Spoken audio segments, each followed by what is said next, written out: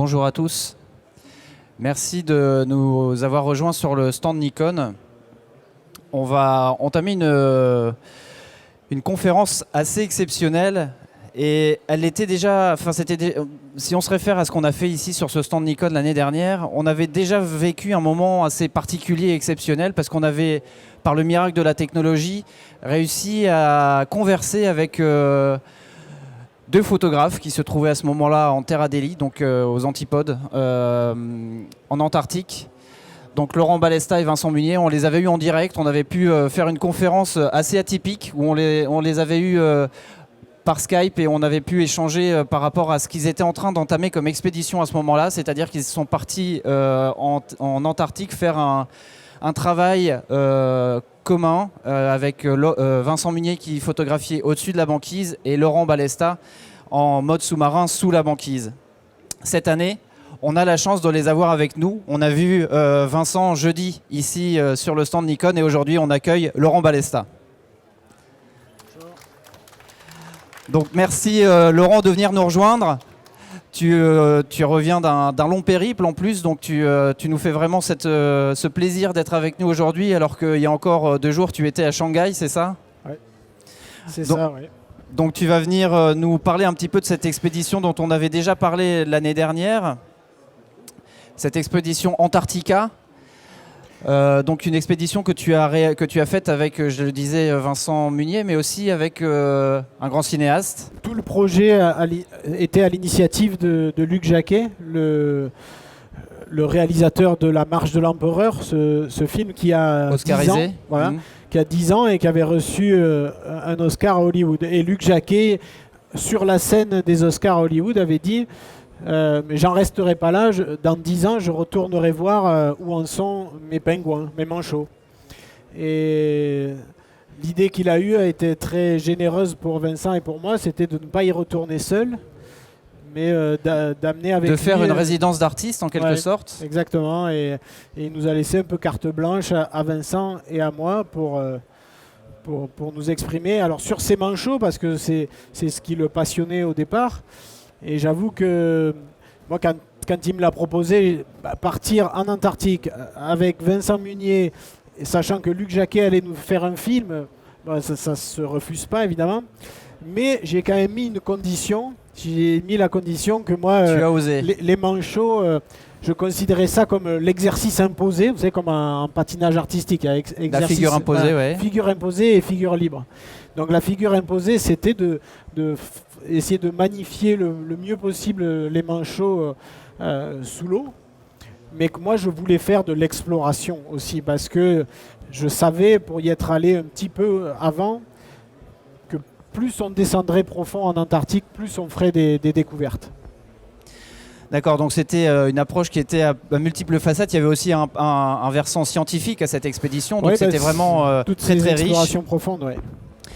Et puis donc, comme je disais, vous êtes partis en binôme, en quelque sorte, avec Vincent. Comment vous êtes rencontrés, Vincent et toi? Vous vous connaissiez avant de partir sur cette expédition? On se connaissait un petit peu, mais finalement jamais sur le terrain. On se connaissait d'une quinzaine d'années où tu te croises dans des salons de la photo, dans des festivals d'images, nature. Voilà, on s'était toujours croisés que dans des événements comme ça. Et puis... moi, j'ai toujours apprécié son travail, évidemment, mais on ne s'était jamais confrontés, on n'avait jamais été ensemble sur le terrain.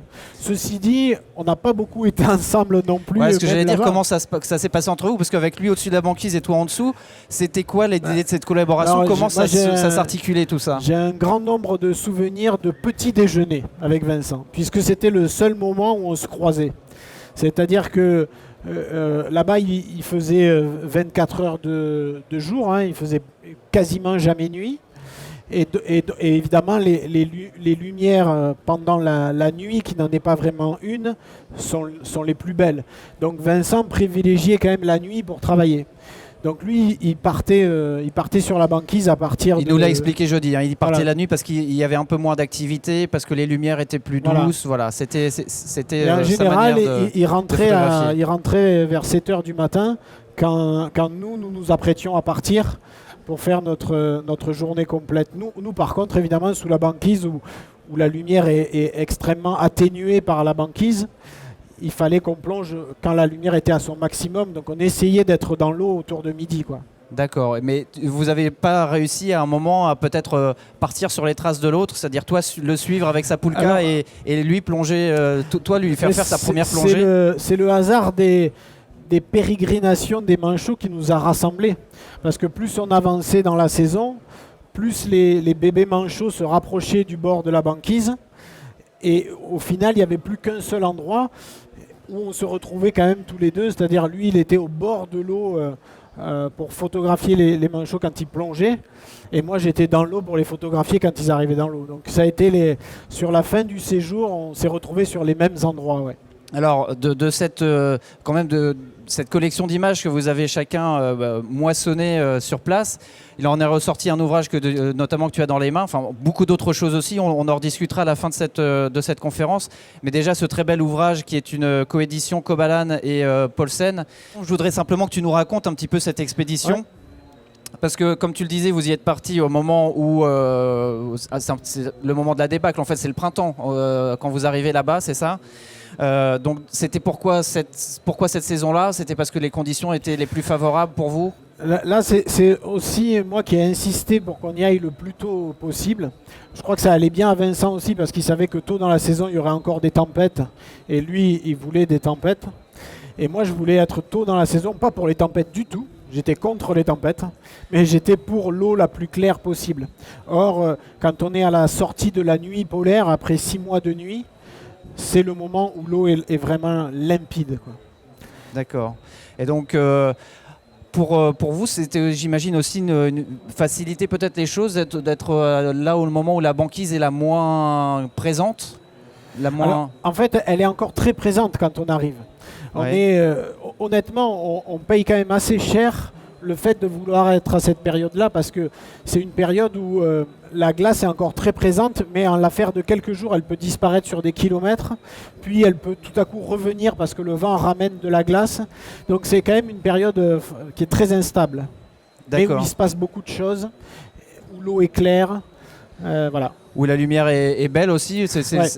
Le fait d'avoir moins de tempêtes, ça favorise peut-être aussi, en termes de lumière, quelque chose de plus, mais enfin, après, vous connaissez, plus intéressant. Vous connaissez Vincent, hein, lui, il aime sortir quand tous les autres rentrent. Oui, c'est ce qu'il nous a dit là, aussi. On n'était absolument pas d'accord sur les... Si on avait pu choisir la météo, là, je pense qu'il y aurait eu des conflits.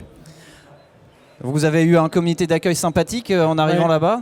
C'est ça. Donc tout après le temps, une longue traversée depuis où ? Depuis l'Australie, c'est ça, sur l'Astrolabe ? Depuis la Tasmanie en Australie. La Tasmanie.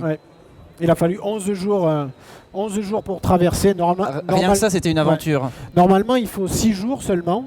Oui. Mais là, il nous a fallu 11 jours et demi dans des conditions dantesques. J'avoue que pendant le trajet, je commençais à regretter d'être venu. C'est déjà invivable. Sur le bateau, c'était invivable. Quand on était à l'extérieur du bateau, la neige qui tombe à l'horizontale, la mer noire, le ciel noir, il fait froid, humide. Moi, c'était horrible. La traversée, c'était vraiment horrible. Et heureusement, il y a le miracle de l'anticyclone antarctique. Quand on arrive en Antarctique, il fait beau. Il fait beau et ça soulage. Et ça soulage, et donc vous êtes installé à la base du Mont d'Urville. Quand vous arrivez, vous êtes dans le premier bateau, c'est ça qui arrive après toute cette période d'hivernage. Oui. Donc on retrouve les hivernants, c'est-à-dire les scientifiques et le personnel de la base qui, eux, sont restés là depuis 1 an et qui ont vu personne depuis au moins 6 mois. Donc pour eux aussi, c'est un soulagement de vous voir arriver. Ouais, c'est déjà un peu bizarre, d'ailleurs, quand on arrive. Ils viennent de vivre de manière extrêmement isolée et puis dans le noir total, dans presque 6 mois de nuit, pendant 6 mois.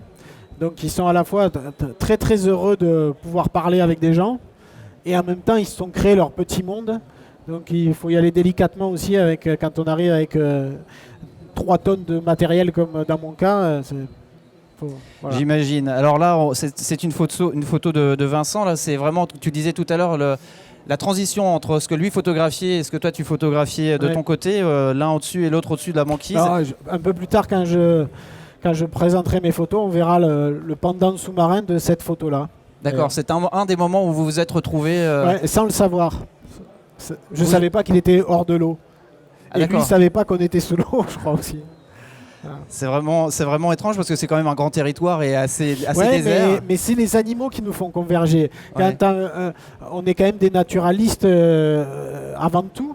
Donc notre instinct, c'est de suivre les animaux. Et il ne faut pas oublier qu'on est dans un grand désert, donc il n'y en a pas non plus des milliards. Et donc il faut les localiser et puis après ne plus les lâcher. Donc ça arrivait qu'on puisse se retrouver par le hasard d'avoir suivi une même piste. Mais c'était jamais coordonné. Non, c'était rarement coordonné, sauf quand le réalisateur du film voulait coordonner, mais il s'est arraché les cheveux. Parce qu'on le verra à la fin, mais il y a un film qui est consacré à un des caméramans qui vous ont emboîté le pas, si on peut dire, parce que toi, c'est plutôt les palmes, pour vous filmer, qui sera un film diffusé sur Arte à la fin du mois de janvier. On en reparlera à la fin. Alors là, on voit quelques images de Vincent. Quel regard, toi, tu portes sur le travail de Vincent ? Moi, j'ai toujours été assez fan de son... Moi, ce qui me plaît avant tout dans son travail, c'est son engagement. Voilà. Et les photos... Moi, j'ai toujours revendiqué les photos que je faisais comme des photos très engagées d'un point de vue de la performance, de plonger. D'essayer de plonger là où d'habitude on ne plonge pas, d'aller à la rencontre d'animaux qui sont inaccessibles. Voilà. Et finalement, ce que j'apprécie beaucoup chez Vincent, c'est qu'il a cette même démarche. Il va chercher des animaux qui sont inaccessibles le plus souvent. On a vu l'autre jour, il nous a même fait partager presque en exclusivité ses premières photos de la panthère des neiges. Ah, oui. Voilà, et donc mais c'est vrai que vous avez tous les deux cette volonté d'aller toujours plus loin, plus profond, et puis là où personne ne va pour chercher des images qu'on n'a jamais vues. Mais en gardant à l'esprit que l'engagement n'est pas une excuse. C'est-à-dire qu'après, il faut que la photo elle soit quand même parfaite. On ne se met pas en danger pour ne rien ramener. C'est un peu flou, c'est mal cadré, mais bon, c'était dur. Non, il faut que une photo n'a pas d'excuse, quoi. Donc c'est ce qui me plaît, c'est réussir à trouver cet équilibre très délicat entre une vraie robustesse, vrai engagement physique pour aller à ça, et à côté de ça une vraie sensibilité pour en sortir quelque chose de beau, de délicat, de simple même. Et souvent, plus les conditions sont difficiles et complexes, plus c'est compliqué finalement de faire quelque chose de très sobre. On a tendance à vouloir en faire trop. Et c'est ce que j'aime dans le travail de Vincent, et c'est ce que j'essaie de faire moi aussi, d'essayer d'avoir une certaine sobriété aussi après dans l'image. Voilà, et donc c'est ce que tu vas partager avec nous maintenant, c'est tes images. Et puis on a la chance aujourd'hui d'avoir en plus le commentaire de l'auteur. Donc je te laisse nous raconter cette belle histoire de cette expédition antarctique. Alors il faut que je me mette de l'autre côté pour avoir accès aux manettes. Vas-y, voilà. Assieds-toi. Voilà, je suis bien. Avec ça marche. Ouais, donc voilà, le grand paradoxe, c'est ça, c'est que c'est un désert avant tout. Un des plus grands déserts. À part quelques créatures qu'on soupçonne depuis la surface, il faut bien mesurer qu'il n'y a presque rien sur Terre. Je dirais même que dans cet endroit-là, il y a presque plus de présence humaine que de présence de vie animale. Dès qu'on a construit notre petit camp de plongée, c'est plus d'activité que tout ce qu'il y a autour. Alors évidemment, le comité d'accueil est en permanence là. Et si on a voulu aller si tôt dans la saison, c'est ce que je disais, c'était pour avoir de l'eau vraiment la plus claire possible. Une eau qui est parfaitement transparente. Honnêtement, on a parfois du mal à savoir si on est vraiment sous l'eau. Et c'est ce que j'étais venu chercher, de l'eau très claire pour pouvoir essayer de restituer ces décors. Mais comme je disais, il y avait quand même une figure imposée par Luc Jacquet, c'était d'essayer de magnifier les manchots sous l'eau. Et les manchots sous l'eau, d'abord on les attend. Et ça c'est terrible. Il ne faut pas oublier que la température de l'eau c'est moins 1,8.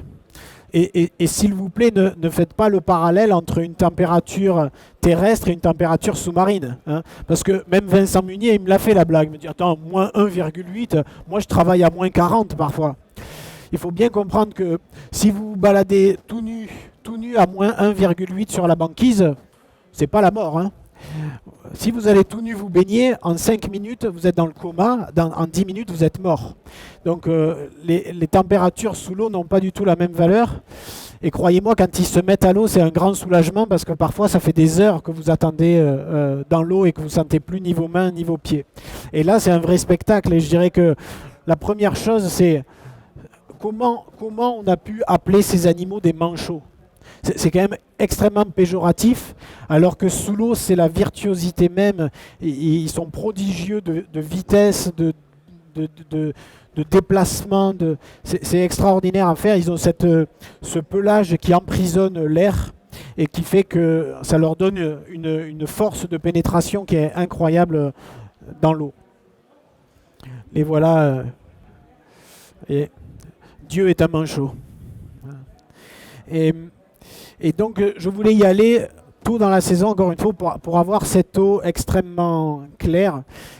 Donc, c'est à un moment où l'eau va changer de quelques dixièmes entre l'été et l'hiver. Ça change, on passe de moins 1,8 à moins 1,5.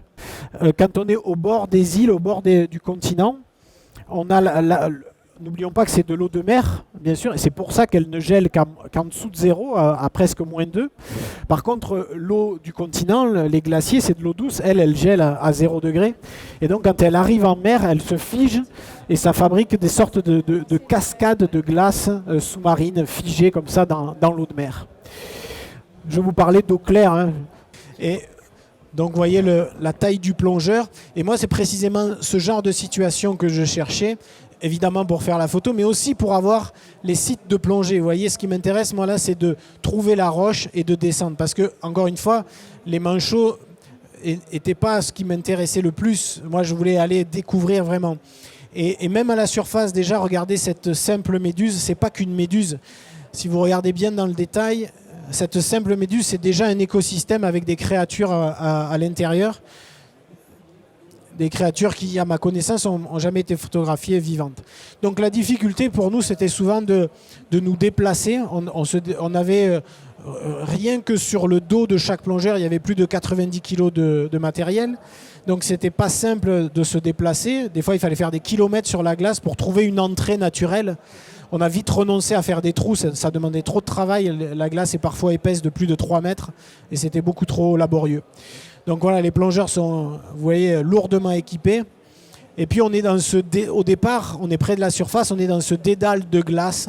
Ça fait des décors et des lumières hallucinantes. Moi, j'ai jamais eu des lumières aussi belles en plongée, où que ce soit.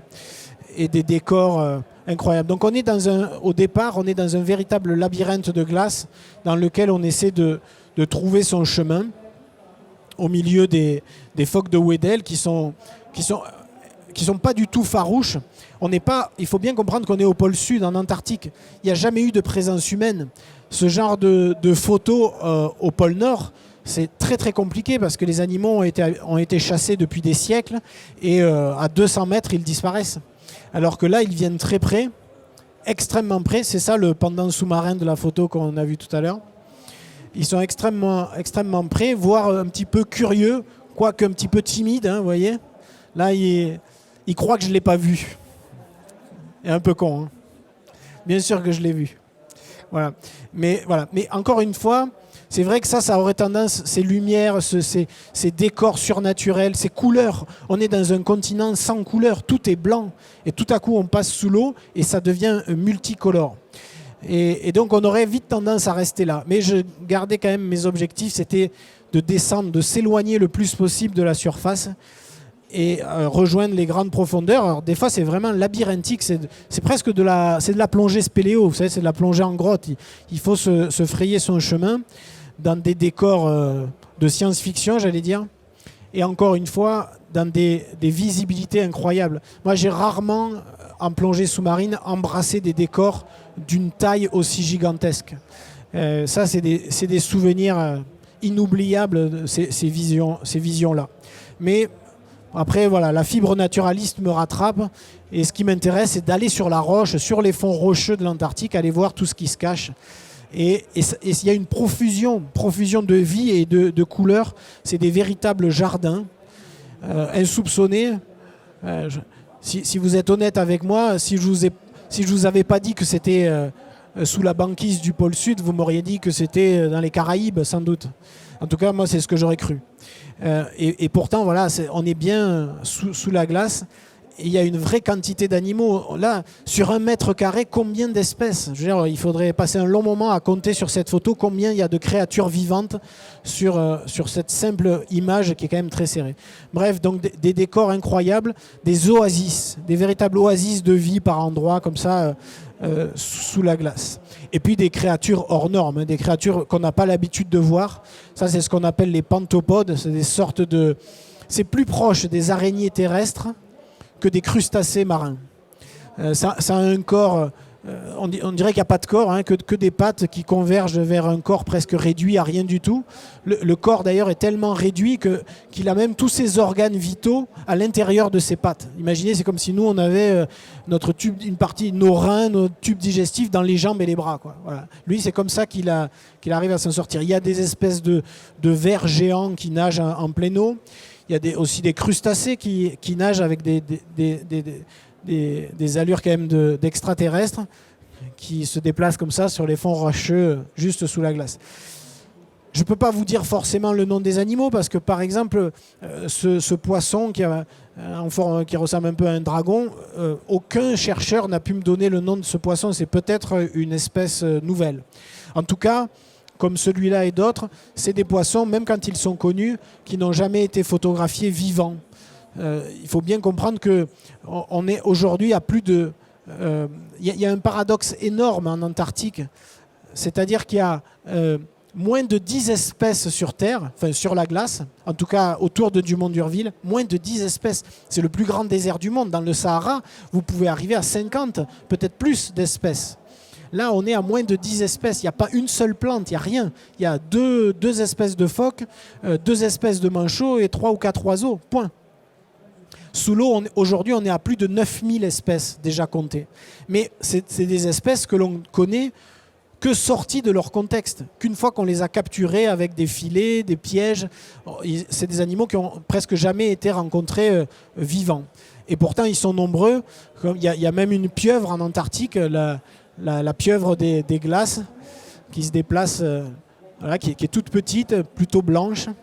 Il y a une série de... Alors là, ne croyez pas que c'est que ce petit crustacé se trouve dans la glace. Il se trouve dans le duvet d'un bébé, d'un poussin de manchot qui est mort. Et qui est, parce que la glace reste un piège pour les manchots, ce manchot est au fond en train d'être décomposé et il y a ces petits crustacés qui sont dans son duvet. Voilà, des animaux incroyables, ce crustacé mimétique aplati dans le sable et d'autres poissons. Celui-là, personne n'a pu me dire un nom non plus. Voilà. Mais au-delà, voilà, hein, au-delà des créatures elles-mêmes, ce qui m'a fasciné le plus, ce sont ces jardins. C'est des écosystèmes d'une grande richesse, d'une grande diversité, et qu'il faut aller malheureusement chercher à grande profondeur. Quand on est près de la surface, il n'y a pas grand-chose. Par contre, plus on descend profond, plus les conditions se stabilisent. Près de la surface, le problème est qu'il y a très peu de... Il y a des changements de salinité, par exemple, entre l'été et l'hiver. Et ce changement de salinité, c'est un poison pour la vie. Donc, plus l'effet d'érosion aussi, la glace qui régulièrement casse tout, en fait, détruit la faune et la flore. Donc, il n'y a pas grand-chose au début. Par contre, dès qu'on atteint 50 mètres, 60 mètres, et au-delà, jusqu'à 120 mètres, jusqu'à 200 mètres, on peut avoir des écosystèmes qui n'ont rien à envier aux récifs coralliens des tropiques. C'est vraiment d'une très très grande richesse, d'une grande diversité. Et je vous jure que je suis obligé de me limiter parce que moi, le premier, je suis rarement dans cette position d'être autant spectateur de ce que je suis en train de faire. Ces champs d'hydraire comme ça, avec des petites limaces qui se baladent au milieu, ces champs de gros champignons. C'était vraiment dingue. Pour ceux qui connaissent un peu mes projets précédents, j'ai toujours été attiré par les écosystèmes profonds. Et ces écosystèmes profonds engendrent des plongées profondes qui coûtent très cher en palier de décompression. Donc, quand on est dans ces zones profondes, il faut savoir que chaque minute, 5 minutes à ces profondeurs-là vous coûte 1 heure de palier en remontant. Voilà. 5 minutes pour faire des photos, demandez à Vincent Munier, même à Vincent Munier, 5 minutes, c'est pas beaucoup. Donc c'est compliqué et donc on a tendance à pousser. Sauf que quand on est encore dans de l'eau chaude et qu'on est prêt psychologiquement à accepter de faire 4 ou 5 heures de palier, bah pourquoi pas rester une demi-heure au fond.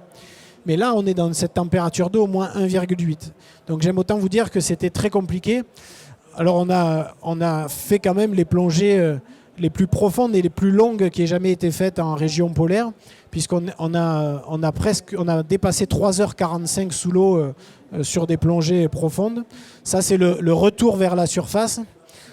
On suit notre fil d'Ariane qui est luminescent et on rejoint la surface.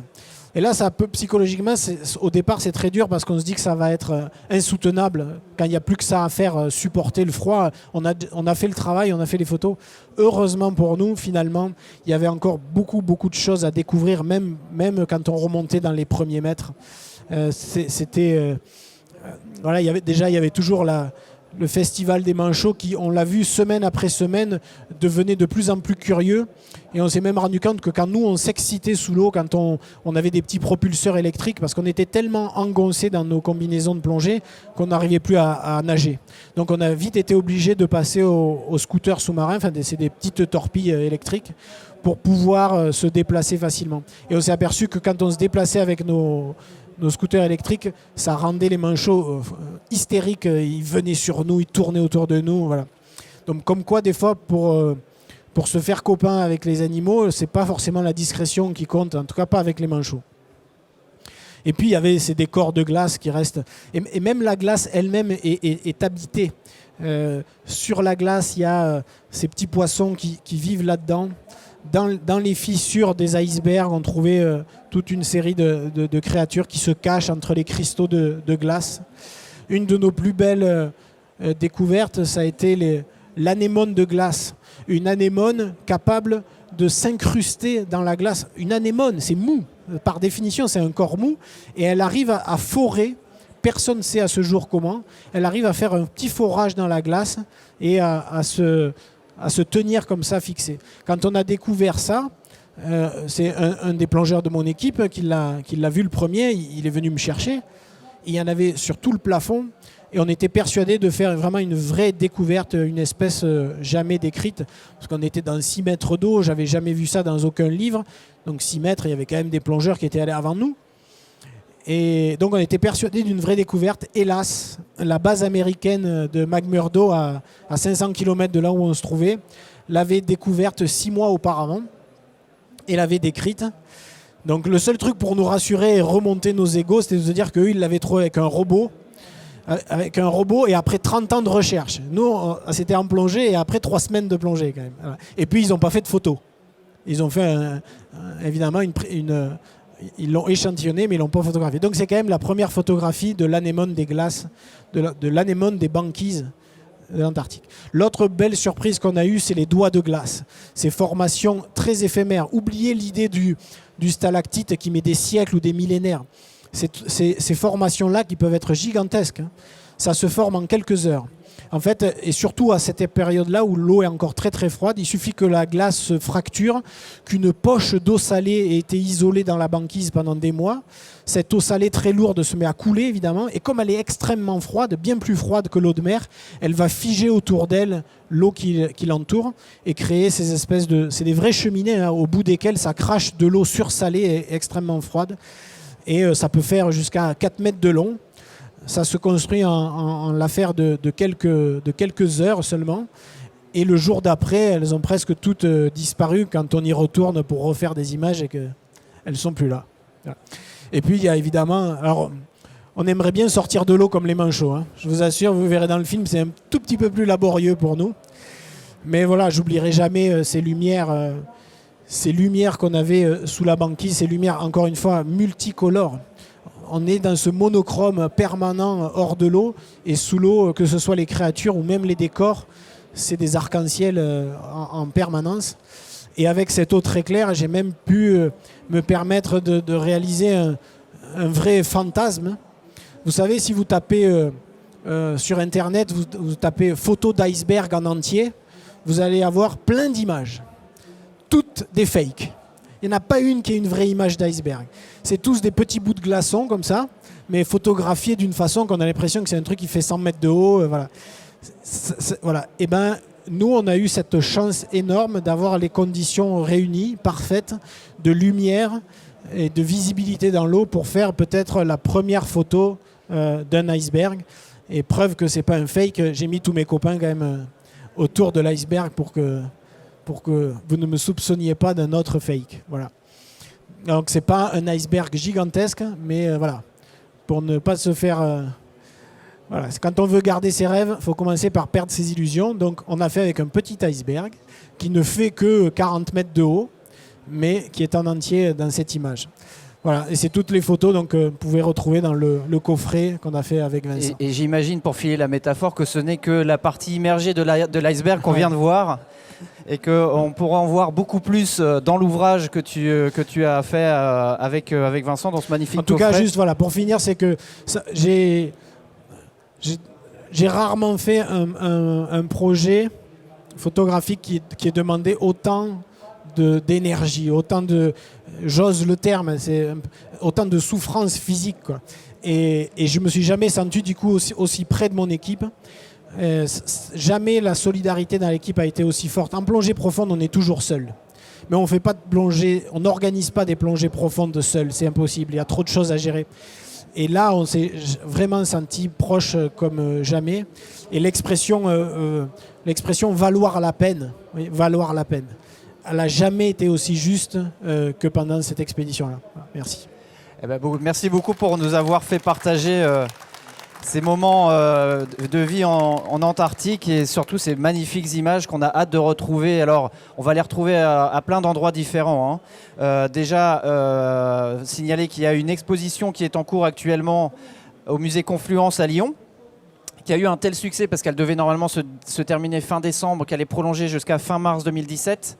Hein, il a déjà accueilli plus de 300 000 visiteurs, c'est vraiment phénoménal. Il va y avoir 2 films documentaires que vous pourrez voir sur Arte à la fin du mois de janvier, le 28 janvier. Donc il y a un documentaire plutôt sous un angle scientifique de 52 minutes et un film de 90 minutes sur le travail de Vincent et ton travail. Donc des gens qui vous ont suivi dans vos expéditions terrestres et sous-marines pour en faire un documentaire qui sera donc visible sur Arte en janvier et dont, si vous avez encore quelques instants, restez ici parce que vous allez voir les premiers extraits grâce à Vincent Demarthe de Wild Touch Expédition qui a organisé cette expédition. Il nous offre la possibilité de voir 2 minutes qui te concernent dans ce film. Voilà, donc une petite avant-première pour vous aujourd'hui sur le stand Nikon. Et puis le livre Antarctica, donc il y a 2 livres, hein. Il y a le livre Antarctica qui est le livre sur l'expédition et il y a le livre Terre Adélie, Adélie Terre et Mer, donc tu as fait un livre d'art, hein, parce qu'en fait c'est un coffret dans lequel il y a 2 ouvrages. Il y a un ouvrage consacré au travail de Vincent et un ouvrage consacré au tien. Donc c'est une très belle idée de cadeau par rapport au fait qui arrive et puis aussi un véritable plaisir à se faire pour redécouvrir ces images que tu viens de nous montrer. Donc une coédition Kobalan-Paulsen, un livre assez exceptionnel et comme je vous le disais tout à l'heure, à l'issue de cette conférence, vous aurez en plus la chance de pouvoir vous le faire dédicacer par Laurent. Donc restez avec nous. Plus près de nous encore, la semaine prochaine, vous serez, Laurent et Vincent, vous serez tous les deux à Montier-en-Der, où il y aura d'ailleurs la projection en avant-première du film de 90 minutes dont on vient de parler, et puis une exposition sur votre expédition. Donc ça fait une actualité vraiment super riche. Donc la projection aura lieu le jeudi 17 novembre à 19h au Festival de Montier. Pour ceux qui ne connaissent pas le Festival de Montier, c'est un festival de photo nature qui a lieu dans l'Est de la France et qui se tiendra donc de jeudi à dimanche prochain. On y sera aussi pour Moi je peux rajouter encore des dates. Oui. Il y a aussi le salon de la plongée. Le salon de la plongée sous-marine qui se tient ici à Paris Expo vers le 7 janvier. Et là, il y aura toute une expo photo relative à Adélie, à notre livre, et aussi une avant-première du film, et aussi des conférences sur ce qu'on a fait. On n'a pas fini d'en parler, de le montrer, parce qu'on a rarement été aussi fiers, je crois. En tout cas, un grand merci à toi, Laurent, d'être venu partager tout ça avec nous. Et on va conclure avec un extrait du film, comme je l'ai promis. Alors, tu le découvres avec nous, c'est ça? Tu l'as pas encore vu, le film? Ah bah alors c'est la surprise pour tout le monde. Juste 2 minutes. Merci encore à Vincent Demarthe de Wild Touch de nous avoir confié cette avant-première. Donc moi je veille à ce que le fil d'Ariane se déroule bien et qu'il ne soit pas coincé. À ce que les plongeurs nous reviennent sains et saufs.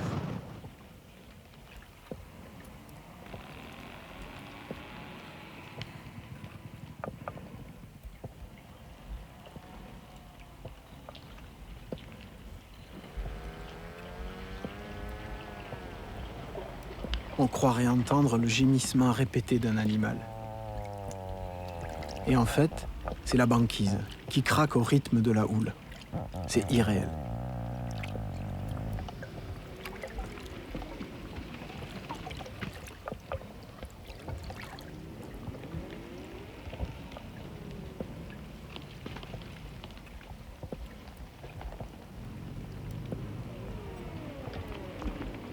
Aujourd'hui, c'est la 10e plongée. Mais les premières minutes, c'est toujours aussi difficile.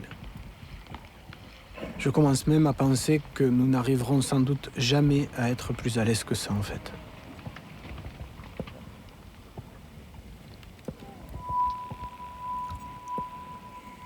Heureusement, chaque plongée m'offre son lot d'inédits. Et honnêtement, nulle part ailleurs j'ai constaté ça. En fait, c'est bien plus riche que je ne le croyais. Et même près de la surface, finalement. Alors c'est à peine si j'ose imaginer ce qui nous attend plus profond. Ce sera forcément exceptionnel. Et alors c'est vrai que dans ces moments-là, j'oublie complètement la morsure du froid, le poids sur mes épaules. Voilà. Alors ça se termine un peu abruptement, mais c'est juste pour vous donner envie de regarder la suite. Donc le 28 janvier sur Arte. Très bonne journée à tous.